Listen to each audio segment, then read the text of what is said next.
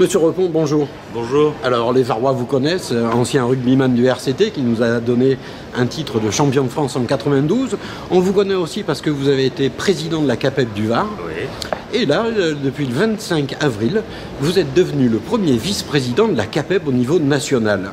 On peut parler d'une reconversion réussie ? Je ne sais pas si on peut le considérer, parce que je suis mal placé pour la considérer comme réussie. C'est que en fait, l'engagement que j'ai mis après ma carrière rugbyistique au sein de la défense de l'artisanat du bâtiment trouve une concrétisation en arrivant numéro 2 de la CAPEB nationale. J'ai présidé la CAPEB départementale pendant 6 ans, j'ai été vice-président de la chambre de métier. J'ai toujours mon entreprise avec 2 salariés sur Toulon. Je continue à être artisan électricien, maître artisan électricien. Et mon but, c'est de défendre l'artisanat, l'autonomie de nos entreprises et toujours être dépendant et de pouvoir faire ce qu'on veut quand on veut avec notre structure économique. Mais alors là, maintenant, vous montez au niveau national. Quelle est la mission du premier vice-président ? Alors là, j'ai été pendant 2-3 ans président de l'OPCA de la construction, c'est-à-dire le financement de la formation continue. Je suis encore actuellement président de tout l'apprentissage en France du bâtiment, de 54 000 jeunes, 78 CFA.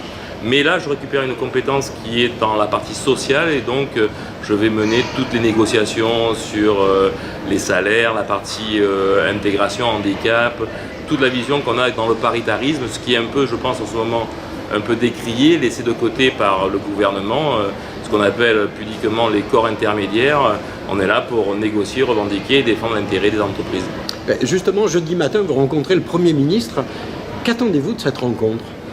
Cette rencontre-là, il vient pour faire en fait une annonce sur la partie intégration, apprentissage, la partie engagement civil de l'ancien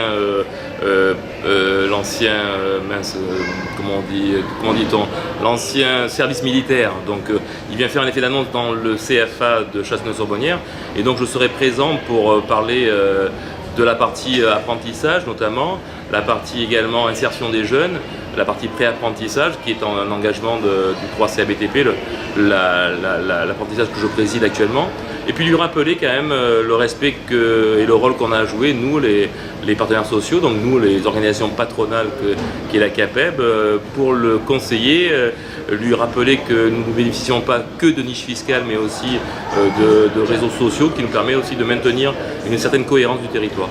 Alors le gouvernement prend souvent l'Allemagne en exemple. Est-ce qu'au niveau de la formation professionnelle, justement, on n'aurait pas à s'enrichir de ce modèle où les gamins, on leur donne une première chance pour se former très jeunes ? Je ne pense pas qu'il fasse prendre le modèle allemand comme une référence. Par contre, qu'on ait un peu moins de réticence à mener nos jeunes vers la formation professionnelle, vers le monde de l'entreprise, je pense que là, on a tout à y gagner. Rappeler que depuis 70 ans, le bâtiment a prévu et a investi financièrement dans le réseau de l'apprentissage, c'est une reconnaissance et une réalité. Donc ça veut dire que oui, il faut arriver à mener les familles, à mener les jeunes sur le monde du bâtiment et de l'entrepreneuriat, mais rappeler à l'État qu'il n'y a pas de dénigrement à être artisan, il n'y a pas de dénigrement de honte à vivre de son métier qui est dit manuel, et il y a même une reconnaissance et un épanouissement de nos jeunes. Alors vous l'avez dit au départ, vous êtes chef d'entreprise, vous avez une entreprise basée dans le Var. Il est de coutume de dire que quand le bâtiment va, tout va. Votre point de vue sur l'état actuel ? Alors c'est un bel adage qui n'est pas totalement vrai, mais la réalité économique actuellement elle est plutôt favorable depuis maintenant 2008 où on a vécu une crise majeure dans le bâtiment, on a eu du mal à en sortir et on a actuellement une activité économique qui est plutôt correcte, qui n'est pas franchement une croissance à 2 chiffres, mais qui est bien plus favorable que ce qu'on a connu. Donc je conseille à tous les jeunes de nous rejoindre dans le bâtiment parce que, comme je l'ai fait moi en 92, après avoir fait un cursus universitaire, j'ai choisi de reprendre l'entreprise artisanale de mon père et parce que j'avais eu une belle éducation grâce à mon père, une vie heureuse. Donc rappeler aux jeunes qu'on peut être heureux, vivre dignement et honorablement dans le bâtiment et dans les travaux publics. Eh bien écoutez, je vous remercie, je vous souhaite bon courage et je vous dis à très bientôt. Merci à vous.